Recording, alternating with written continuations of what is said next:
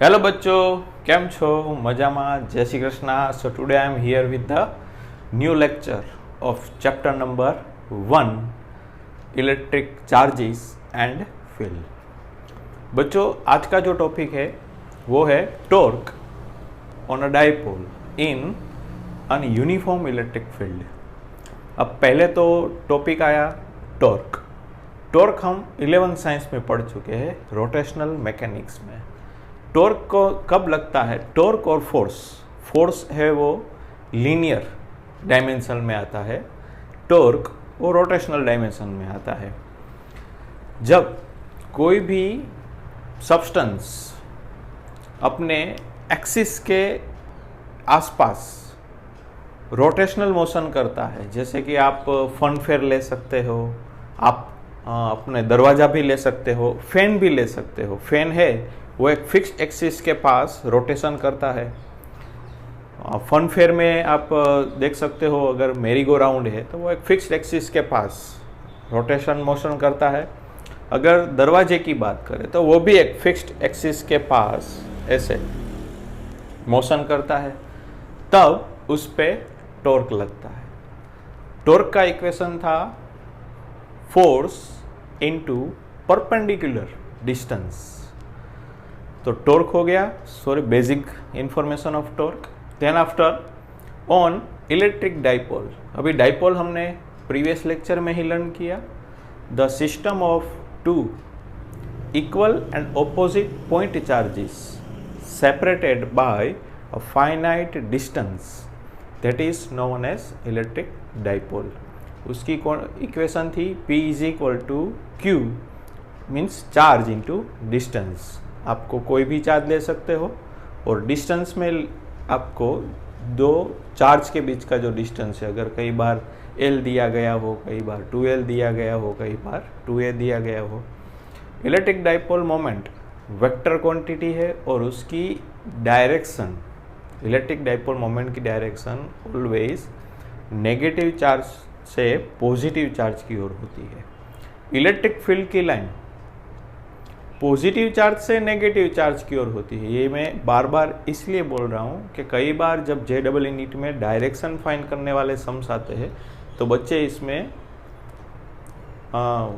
गलत कर जाते हैं, क्योंकि उसको डायरेक्शन सिर्फ एक ही याद रहती है, प्लस से माइनस, प्लस से माइनस, प्लस से माइनस. लेकिन डाइपोल का अलग है. डाइपोल की डायरेक्शन है नेगेटिव चार्ज से पॉजिटिव चार्ज की ओर.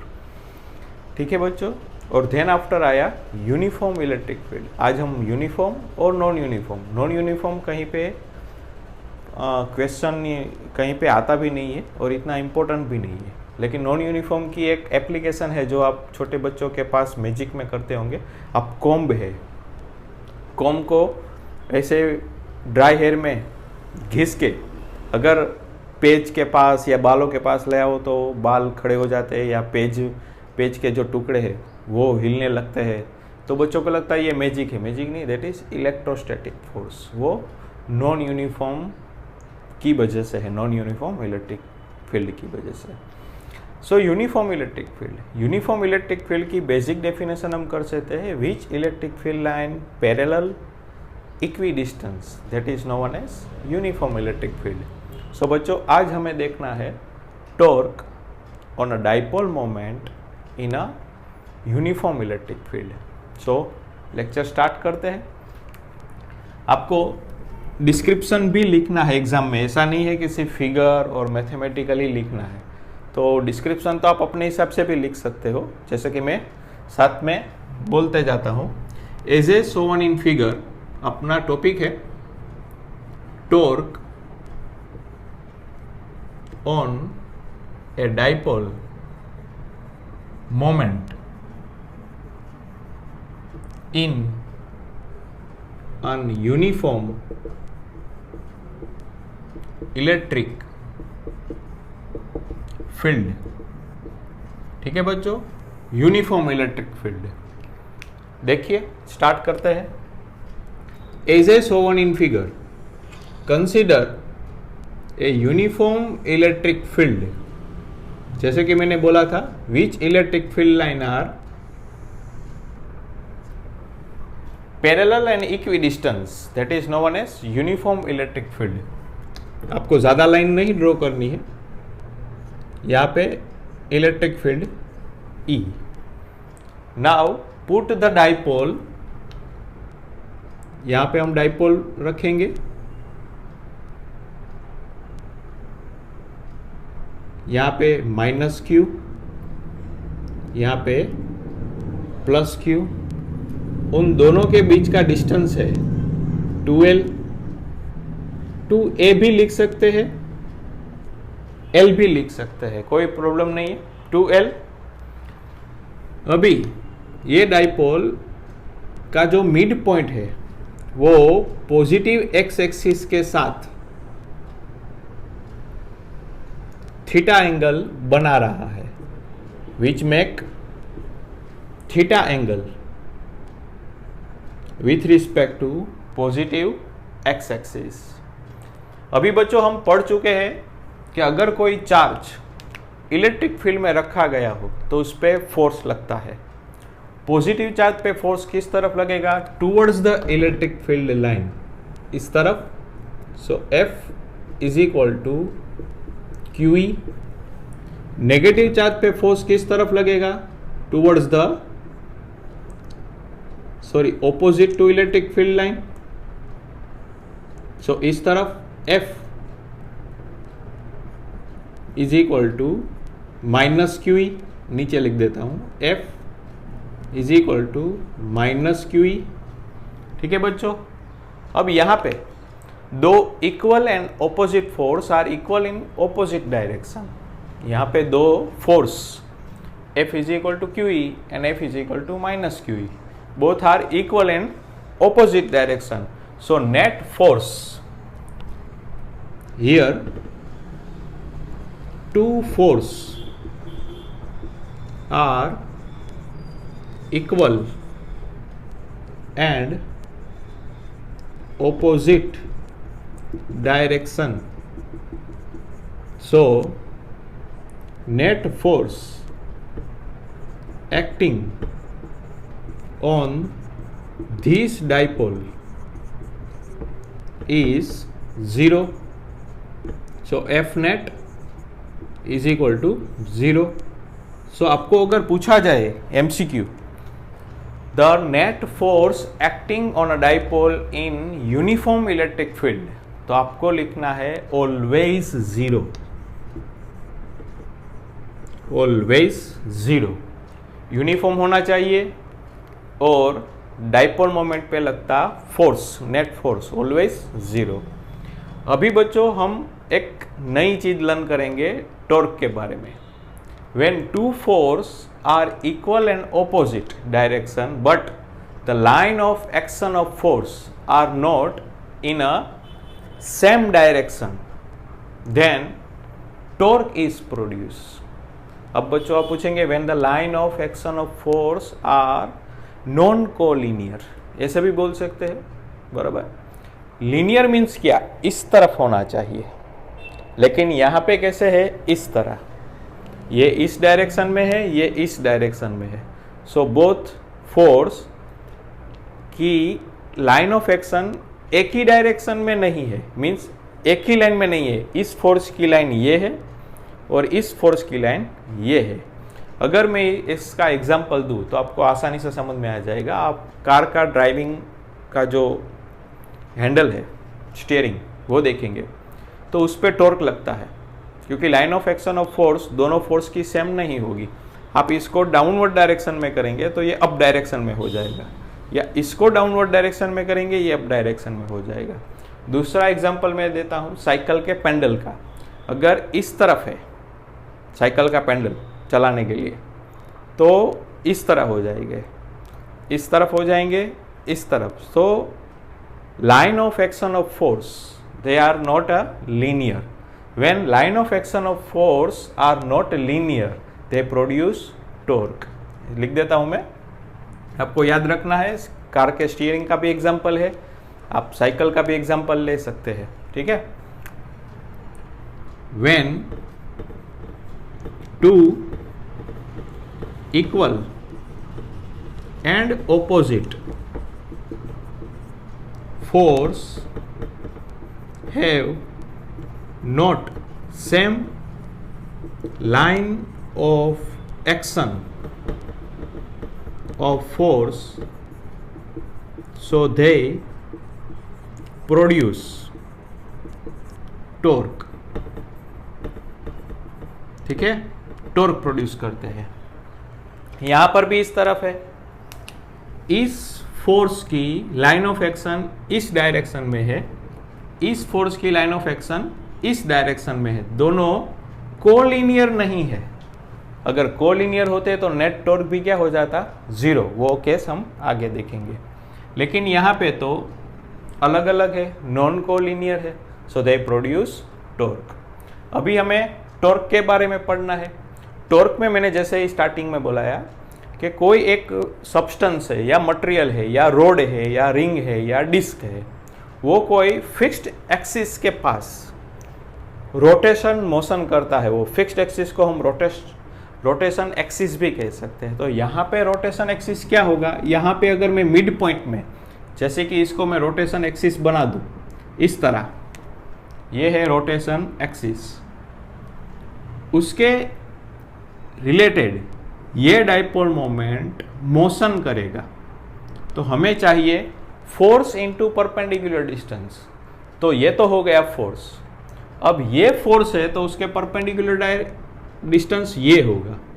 अगर ये फोर्स है तो उसका परपेंडिकुलर डायरेक्शन ये होगा.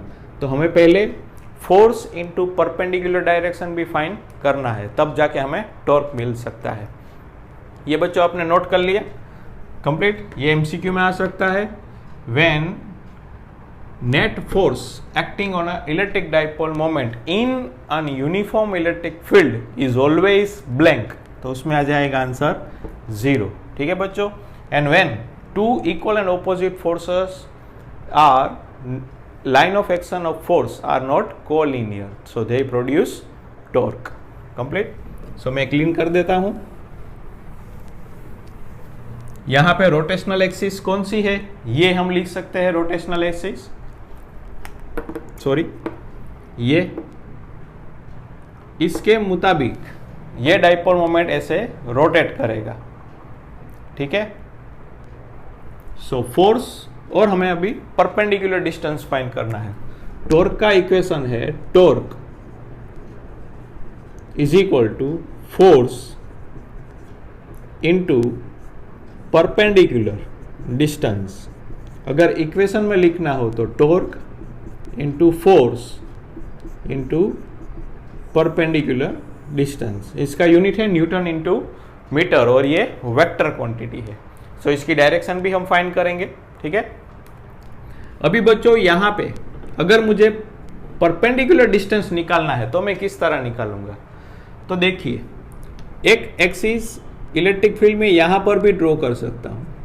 सो ये एंगल थीटा है तो ये एंगल भी थीटा हो जाएगा.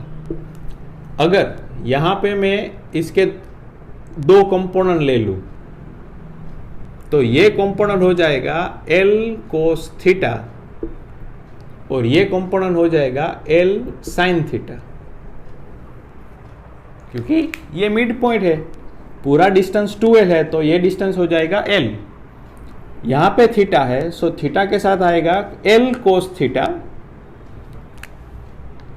L cos थीटा, और ये डिस्टेंस हो जाएगा L sin थीटा. तो हमें मिल गया फोर्स इंटू परपेंडिकुलर डिस्टेंस. यहां पर भी हम देखेंगे फोर्स इंटू परपेंडिकुलर डिस्टेंस. अगर मैं यहां पे एक लाइन ड्रॉ कर दूं इसके लिए, तो ये एंगल थीटा है तो हम देखेंगे सिमेट्रिक ऑफ Z, तो ये एंगल भी हो जाएगा theta.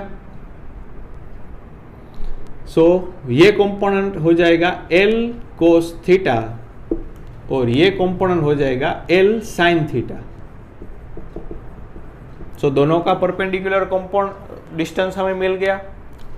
So total torque is equal to torque 1 plus torque 2. अभी डायरेक्शन देखेंगे. आप 11th साइंस में देख चुके हो, क्लॉकवाइज एंटी क्लॉकवाइज. अभी इस पे ये ऐसे घूमना स्टार्ट करेगा, तो इस पे इस तरह घूमेगा तो ये हो गया क्लॉकवाइज, और ये इस तरह घूमेगा तो ये भी हो गया क्लॉकवाइज। क्लॉकवाइज, दोनों क्लॉकवाइज है तो हम क्या करेंगे, एडिशन ले लेंगे। तो पहले की बात करें, force QE into perpendicular distance कितना है, L sin थीटा, प्लस दूसरे की बात करें QE into perpendicular distance L sin theta, दोनों सेम है तो हम एडिशन कर ले। QE L sin theta plus QE L sin theta 2QE L sin theta. अगर इक्वेशन को अरेंज कर दे, then L 2Q E sin theta. अगर आपको पता हो डाइपोल मोमेंट, चार्ज, इसको अरेंज कर दे, L into Q into 2L, ये हो गया चार्ज इंटू डिस्टेंस, तो ये हो गया डाइपोल मोमेंट। तो हम लिख सकते हैं PE sin थीटा, ये हो गया टॉर्क का equation on a dipole moment in uniform electric field. अब आपको क्वेश्चन होगा सर PE sin थीटा है तो हम P क्रॉस E लिखे या E क्रॉस P लिखे, क्योंकि 11 साइंस में हम पढ़ चुके हैं A cross B is not equal to B cross A। अगर आपको दोनों को सेम करना है तो यहाँ पे माइनस लगाना पड़ेगा। तो E क्रॉस P और P क्रॉस E दोनों सेम तो नहीं हो सकते, तो हमें पहले डायरेक्शन फाइंड करनी पड़ेगी। अब डायरेक्शन कैसे फाइंड करेंगे, जैसे कि मैं बता दूं, डाइपोल मोमेंट की डायरेक्शन -4 से +4, तो ये मैं ले लेता हूं P की डायरेक्शन। इलेक्ट्रिक फील्ड लाइन इस डायरेक्शन में है, दोनों के बीच के एंगल थीटा।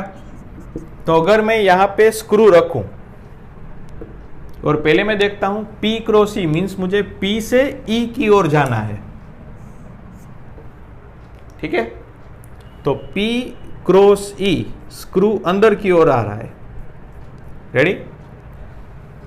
और E से P तरफ देखूं तो स्क्रू बाहर की ओर आ रहा है, ठीक है।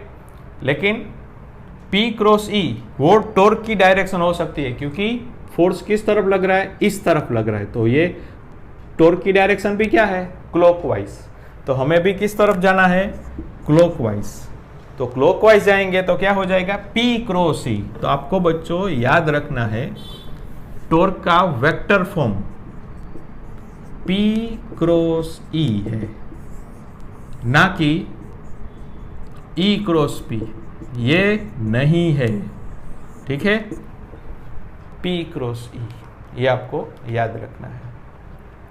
अब यहाँ पे साइन थीटा है तो आप आसानी से बोल सकते हो कि टॉर्क की वैल्यू मैक्सिमम कब होगी, टॉर्क की वैल्यू मिनिमम कब होगी, डाइपोल मोमेंट कब स्टेबल कंडीशन में होगा, डाइपोल मोमेंट कब अनस्टेबल कंडीशन में होगा, ठीक है। अगर साइन की वैल्यू हम 0 ले लें तो टॉर्क भी 0 हो जाएगा, तो मिनिमम हो जाएगा, बराबर। अगर साइन की वैल्यू 90 ले लें तो टॉर्क मैक्सिमम हो जाएगा, और साइन की वैल्यू 270 ले ले तो भी टॉर्क मैक्सिमम हो जाएगा। तो ये पूरी कहानी थी टॉर्क के बारे में, torque on a dipole moment in an uniform electric field. आपको ये इक्वेशन याद रखना है, torque is equal to P cross E, torque is equal to PE sine theta. उसकी स्टेबल और अनस्टेबल कंडीशन हम लर्न करेंगे। पहले इस इक्वेशन का यूज करके हम सम कैलकुलेट कर लेते हैं, जो आसानी से आपको आ जाएंगे, उसमें कुछ है नहीं। अगर आपको P की वैल्यू सम में ना दी गई हो तो आपको याद रखना है चार्ज इंटू डिस्टेंस करके भी आप डाइपोल मोमेंट निकाल सकते हो, और एंगल तो आपको दिया जाएगा। इलेक्ट्रिक फील्ड की वैल्यू दी जाए तो आपको टॉर्क आसानी से मिल सकता है, ठीक है बच्चों, नोट कर लिया। अब सम्स करते हैं।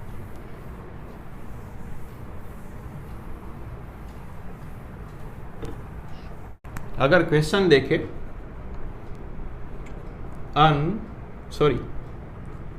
the magnitude of electric dipole moment is 4 into 10 raised to minus 9 coulomb into meter. Make an angle 30 degree with uniform electric field of 5 into 10 raised to 4 Newton per coulomb. So find the magnitude of torque. सो पहले तो हम given data लिख देते हैं. पहले हमें दिया गया है डाइपोल मोमेंट की value P is equal to 4 into 10 raise to minus 9 coulomb metre. Theta दिया गया है 30 डिग्री. इलेक्ट्रिक फील्ड की वैल्यू दी गई है 5 into 10 raise to 4 newton per coulomb. So हमें टॉर्क फाइंड करना है. सो आपको तो इक्वेशन पता है, torque is equal to P cross E. Then torque is equal to PE sine theta. Torque हमें फाइंड करना है. P की वैल्यू है 4 into 10 raise to minus 9.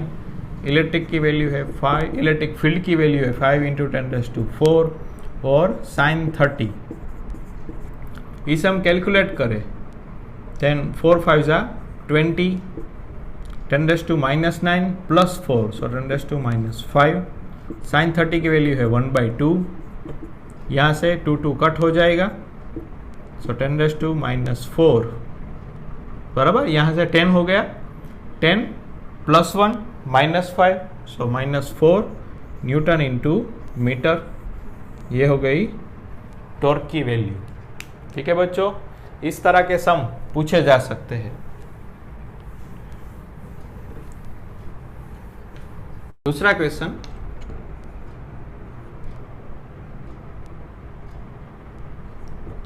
a dipole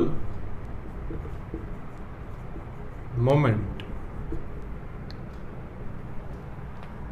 when held 30 degree angle with uniform electric field of 10 raised to 4 Newton per coulomb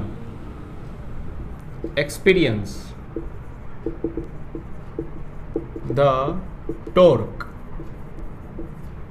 of 9 into 10 raised to minus 26 Newton into meter, then find the value of dipole moment. यहाँ पे बच्चों हमें dipole moment find करने के लिए कहा गया है. तो पहले हम गिवन डेटा लिखेंगे. एंगल दिया गया है 30 डिग्री. फिर इलेक्ट्रिक फील्ड दिया गया है 10 raise to 4 newton per coulomb. Experience torque 9 into 10 raise to minus 26 newton metre. तो हमें P फाइंड करना है. So the equation is torque is equal to P cross E. Now torque is equal to PE sine theta. यहाँ से हम P को subject बनाएंगे. अगर पहले वैल्यू मुक दे, टॉर्क की वैल्यू है 9 into 10 raise to minus 26. P की वैल्यू हमें फाइंड करनी है. E की वैल्यू है 10 रेज़ टू 4 और साइन थीटा की वैल्यू है साइन 30. सो साइन 30 1/2 यहाँ पे मल्टीप्लीकेशन में जाएंगे. तो 18 into 10 raise to minus 26 divided by 10 raise to minus 4 is equal to P. अगर P को सब्जेक्ट बनाएंगे 18 into 10 raise to minus 26 into 10 raise to minus 4 plus 4 है, ऊपर जाएंगे minus 4. So 18 minus 30 coulomb metre complete. इस तरह से हम टॉर्क, डाइपोल मोमेंट, उनके इलेक्ट्रिक फील्ड और डाइपोल मोमेंट के बीच का एंगल और इलेक्ट्रिक फील्ड, ये सब बारी बारी हम फाइंड कर सकते हैं। अभी हम देखेंगे स्टेबल और unstable condition of electric dipole moment in a uniform electric field.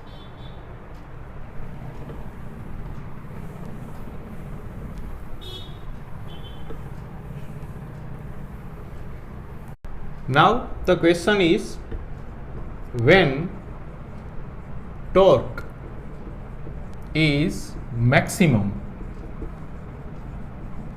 आपको पता होना चाहिए टॉर्क का इक्वेशन है PE sin theta.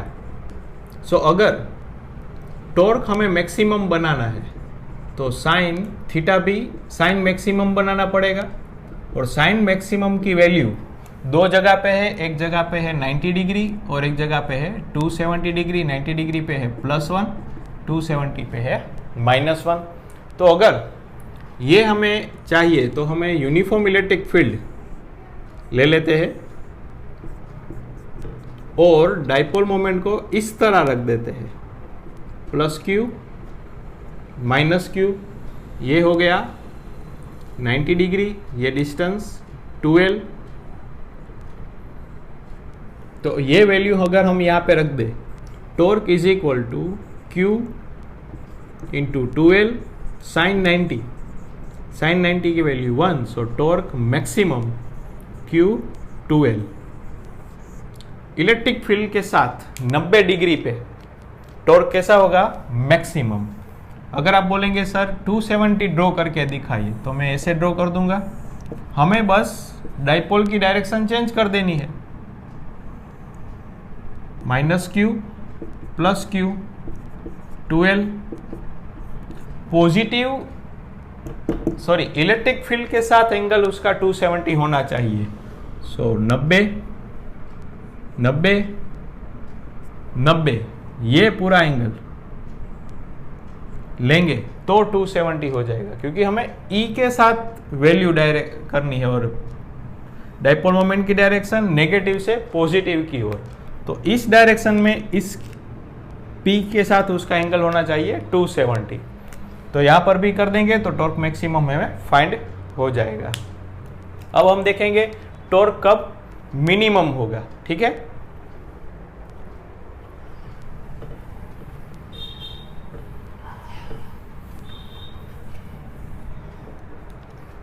The question is, when torque is minimum। अगर हमें टॉर्क मिनिमम रखना है, torque is equal to PE sin थीटा। सो टॉर्क की वैल्यू मिनिमम रखनी है तो हम साइन थीटा की वैल्यू भी क्या रखेंगे? मिनिमम। और साइन थीटा की वैल्यू कब मिनिमम होती है? वहाँ पे 90 और 270 था, यहाँ पे 0 डिग्री और 180 डिग्री, दोनों पे वैल्यू क्या हो जाती है? 0। अगर 0 कर देंगे तो टॉर्क की वैल्यू भी हो जाएगी 0, तो ये हो जाएगा टॉर्क मिनिमम। तो इसकी दो कंडीशन है, हम देखेंगे स्टेबल और अनस्टेबल। सो पहले थीटा एंगल पे रखेंगे 0 यूनिफॉर्म इलेक्ट्रिक फील्ड। अगर मैं यहां पे डाइपोल मोमेंट रख दूं, ये पॉजिटिव एक्स एक्सिस, ये डाइपोल मोमेंट, +q -q, दोनों के बीच का डिस्टेंस 2L। देखिए पॉजिटिव चार्ज पे फोर्स किस डायरेक्शन में? Towards the electric field, F is equal to QE। Negative charge में force opposite to the electric field, F is equal to -QE। देखिए दोनों force equal and opposite direction में।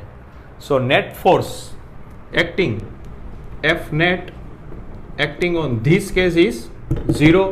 Now the case is case 1 when theta is equal to 0 degree. So net force is 0. अभी बच्चों आप देखेंगे दो equal and opposite force की line of action linear है, कोलिनियर है। अगर कोलिनियर है तो टॉर्क भी क्या हो जाएगा? 0। तो यहाँ पे टॉर्क भी 0 हो जाएगा। तो इसे हम बोलेंगे स्टेबल कंडीशन और sorry equilibrium condition, equilibrium condition. पर ये स्टेबल क्यों है वो मैं आपको बता दूं। अगर ये टॉर्क को, अगर ये डाइपोल मोमेंट को मैं थोड़ा सा भी एंगल पे घुमाऊं, इस तरफ या इस तरफ, तो ये अपने आप इसी डायरेक्शन में अरेंज हो जाएगा। जैसे कि मैं आपको बताऊं, अगर ये मिड पॉइंट है तो यहां से मैं इस तरह थीटा एंगल पे अगर उसको घुमाऊं तो यहां पे पॉजिटिव चार्ज पे फोर्स लगेगा QE और इस तरफ नेगेटिव चार्ज पे फोर्स लगेगा QE, और ये दोनों क्या करेंगे, क्लॉकवाइज करेंगे। तो अगेन वो वापस कौन सी कंडीशन में आ जाएंगे, इक्विलिब्रियम कंडीशन में। जैसे कि आप बोल सकते हो प्लास्टिक की जो स्केल होती है उसे आप ऐसे करेंगे तो वो वापस अपनी जगह पे आ जाएगी। जैसे कि इस तरह इसको हम थोड़े से भी रोटेट करें तो यह वापस आ जाएगी, इस तरफ रोटेट करें तो भी आ जाएगी। क्यों? क्योंकि ये सारा खेल इलेक्ट्रिक फील्ड का है। Electric field always arrange the dipole moment is align it's oven direction. वो डाइपोल मोमेंट को ऑलवेज अपनी ही डायरेक्शन में रखना चाहता है। देखिए डाइपोल मोमेंट की डायरेक्शन माइनस से प्लस, इलेक्ट्रिक फील्ड की डायरेक्शन भी उसी तरफ है। सो ये बच्चों आपको याद रखना है, electric field is always align, ALIGN, align the direction of dipole moment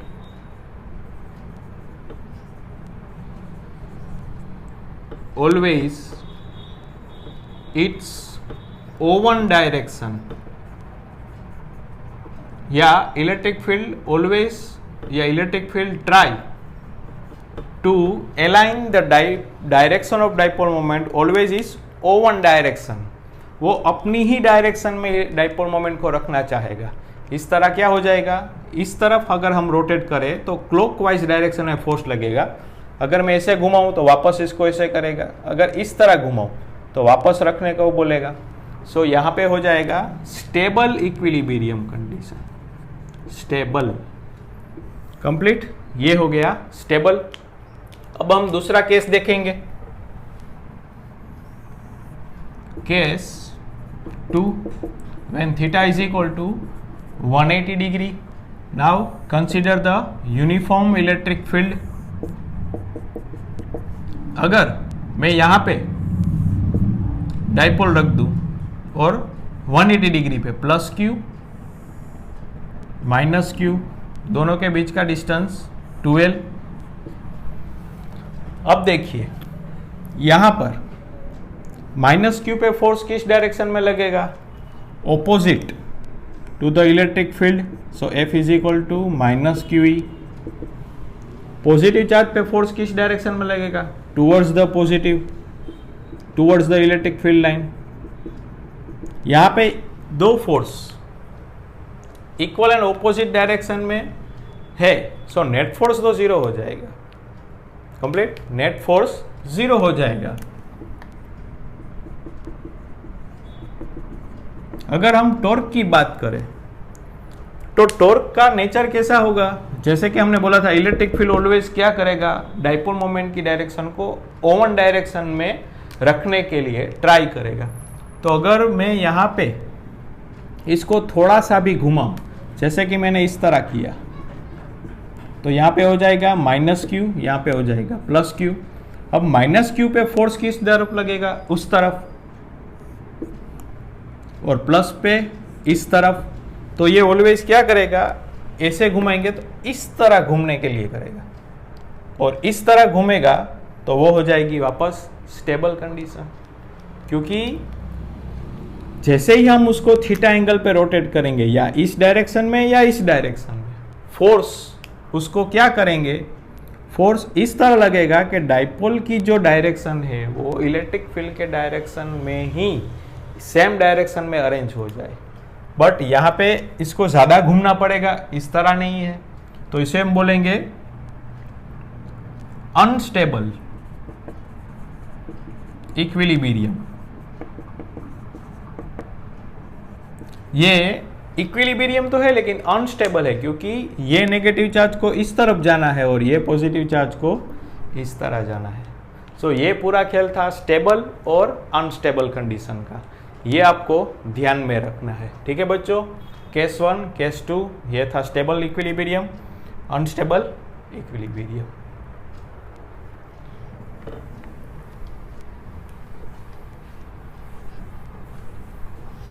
एक क्वेश्चन करते हैं, सिंपल हार्मोनिक मोशन को टॉर्क के साथ हम कंबाइन करते हैं। The question is the dipole moment P is placed in uniform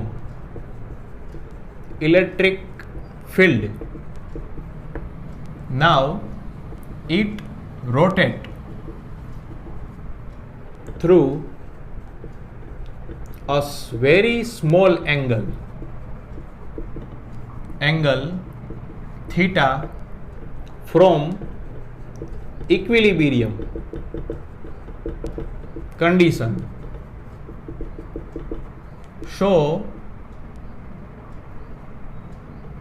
it perform simple harmonic motion and find its time period and frequency. सो बच्चों, सिंपल हार्मोनिक मोशन और dipole moment को combine किया गया है। अगर इक्विलिब्रियम कंडीशन दी गई है तो अभी हमने पढ़ा था, यह है uniform electric field. Equilibrium condition means ऐसे रखा गया हो -q +q, दोनों के बीच का डिस्टेंस 12। अगर थोड़ा सा एंगल, जैसे कि मैं यहाँ पे बना देता हूँ वेरी स्मॉल एंगल थीटा, यहाँ पे +q -q, तो यहाँ से थोड़ा सा भी एंगल हम बना दे तो वो क्या प्रोड्यूस करना स्टार्ट कर देगा, टॉर्क, क्योंकि line of action are not collinear. अब देखिए टॉर्क किस तरफ लगेगा, क्लॉकवाइज डायरेक्शन में। थीटा हमने किस तरफ घुमाया, इस तरफ, तो क्या हो जाएगा, रिस्टोरिंग टॉर्क प्रोड्यूस हो जाएगा। सो टॉर्क का इक्वेशन है P cross E, cross product remove करें then PE sin theta, that angle is very small, so we consider sin theta is equal to theta। यहां पे बच्चों इस टॉर्क को हम -θ लिखेंगे, क्योंकि ये क्लॉकवाइज है, ये एंटी क्लॉकवाइज है, तो रोटेशनल टॉर्क स्टार्ट हो जाएगा लगना। So PE is equal to -θ, equation number 1। अभी हम 11 साइंस में एक इक्वेशन लर्न कर चुके हैं, दैट जैसे force is equal to ma था, वैसे torque is equal to I alpha, where I is the moment of inertia and alpha is the angular acceleration. अगर हम इक्वेशन 1 और 2 को कंपेयर करें, I alpha is equal to -PE theta. अगर यहां से मैं I रखूं और अल्फा की वैल्यू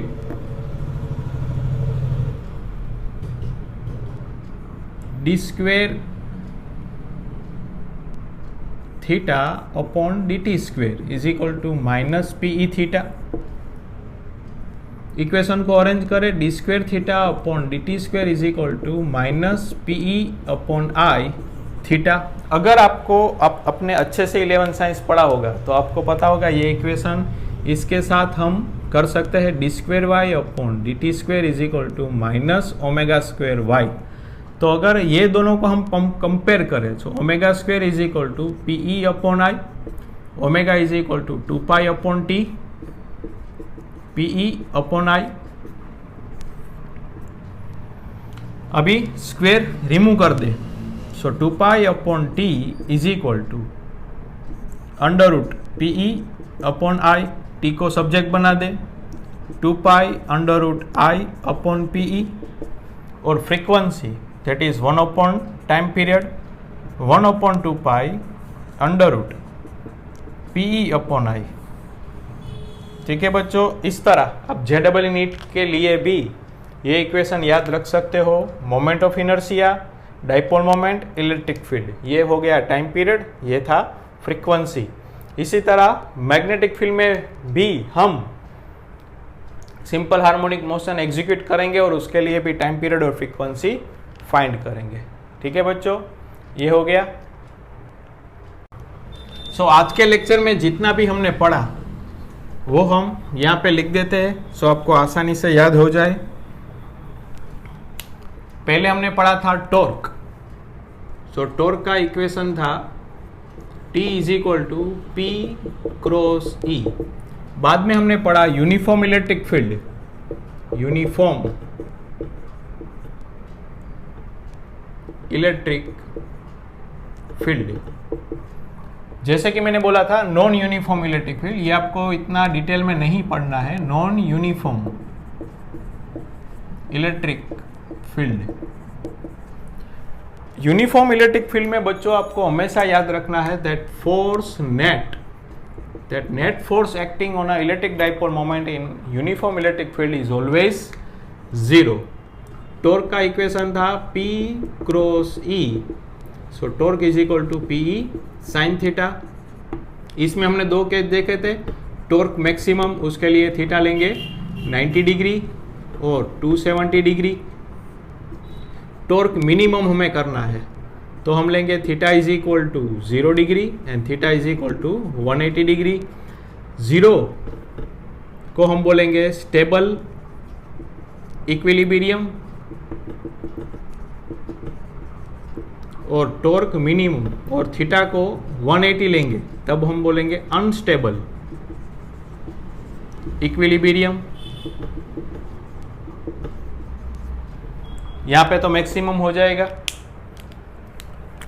इसमें एक बात आपको ध्यान रखनी है, फोर्स तो 0 ही होगा, टॉर्क में और may नॉट बी 0, बन भी सकता है नहीं भी बन सकता।